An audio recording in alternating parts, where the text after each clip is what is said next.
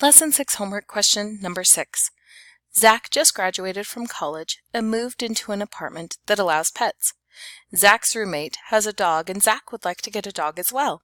He plans to use the quantitative reasoning process to choose the breed of dog that will be the best fit for him. Step 2. Identify which variables and assumptions. Which of the following variables is not important for Zach to consider to choose? Choose 2. There are 2 here that are not important to consider which breed of dog will be a best fit for him. Zach's college major, that doesn't apply to anything to do with the breed of dog that will be the best fit for his situation. Distance to the closest veterinarian. While this might seem to be the best thing to have in mind, it actually doesn't help us in choosing the breed of dog. So this one doesn't apply either. Activity level of the dog definitely applies, as it will be within an apartment and he needs to know what kind of activity level. Then the weight of the dog, that also changes for what sort of situation he will be in and the breed. Next is guard dog ability. That also is important when deciding on what kind of a dog to purchase. And social ability with other dogs, which is even more important because his roommate has a dog as well and he needs one that's going to be sociable enough to interact with the other dog and not fight. So those are the 2 that I'm going to pick, and these ones are the ones that I'm going to view as not being important for him to consider. And move on to the next one. Zach makes the following assumptions. So those were the key variables, and these are the key assumptions. He wants a medium-sized dog in the 20 to 30 pound range. He doesn't have time to care for a very active dog, so he's looking for one with a lower activity level. With lower activity levels, he would like a guard dog, and his dog needs to be able to get along with his roommate's dog. All things that we've discussed as well. Step number 3. Zach did some research online and found the following information at mydogsbreed.com.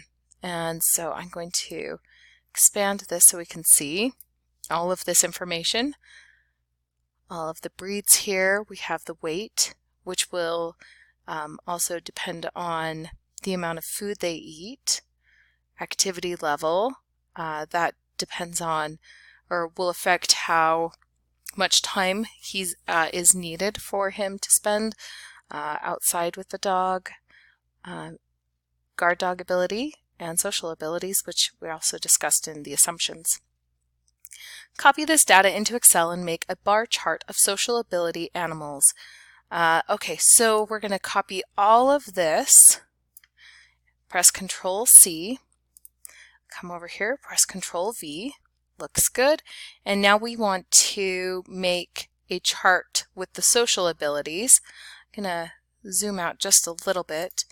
And I'm going to select the breed, press Control, 1 left click, and select down and unclick so that I have the breed along with the social ability of the dog.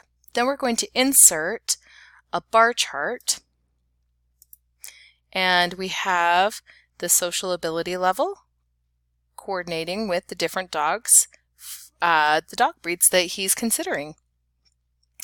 Now we're going to come back and answer, I did make a bar chart, and move to the next one. Based on your bar chart, which dog has the highest level of social ability with other animals? It looks like this has the highest one right here, which is the beagle. So we're going to go select beagle right here and move to the next one. Use Excel to make a scatter plot with activity level on the horizontal axis, or the x-axis, and guard dog ability on the vertical axis, or the y-axis. Okay, so we already have all of our information here. We want another chart with activity level and guard dog ability, which is great because the way they're lined up on the left, this will be the horizontal and this will be the vertical. And we'll go to Insert, charts, scatter chart, and there we go. We have our scatter chart. If we needed to change the design, we have some quick layout options. We could also label all of these.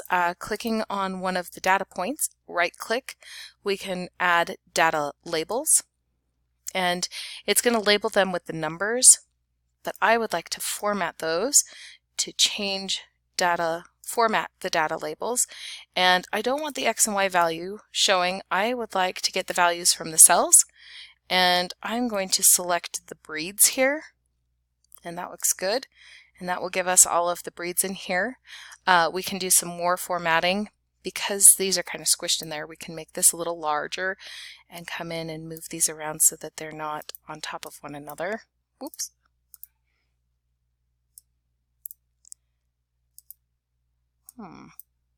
There we go. Just a little, there we go. And they're even pointing to the correct, and that was just for fun. That's not one of the necessities at all. Just something that's kind of nice if you want to do that in a future scatter plot of your own. So I did make a horizontal scatter plot, and just to verify that the horizontal is the x-axis and the guard dog ability is the activity level is the x, the guard dog ability is the y. We can verify just a little bit. Come over here, pick one of the dogs.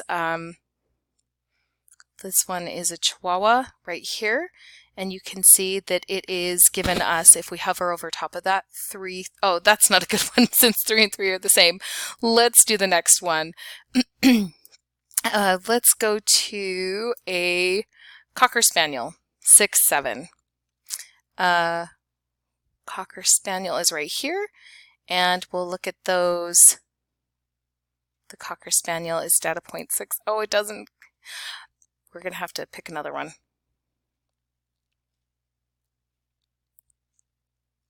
One that's all by itself. There we go. This is the Toy Poodle 8-2. So the X is the 8, the Y is the 2. We want to just verify.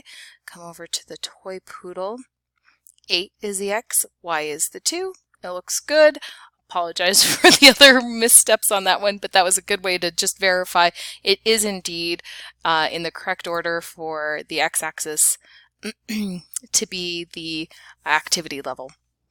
Next one, based on the scatter plot, is the following statement true or false? More active dogs tend to be better guard dogs. Let's check over here, get out of this. So the activity level is going up as well as the guard dog level. So actually, yeah, that's moving in an upward fashion. So that is a true statement.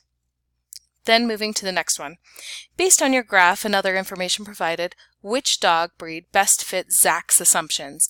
Okay, the Beagle was the best social animal, and we can see right here, oh, we're getting a little overlapped. There we go.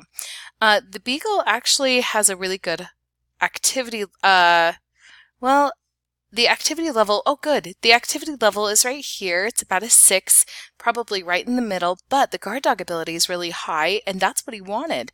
So lower activity level, higher guard dog ability, and it was very social. So I'm going to go with the Beagle because it ended up matching here and it fed everything else.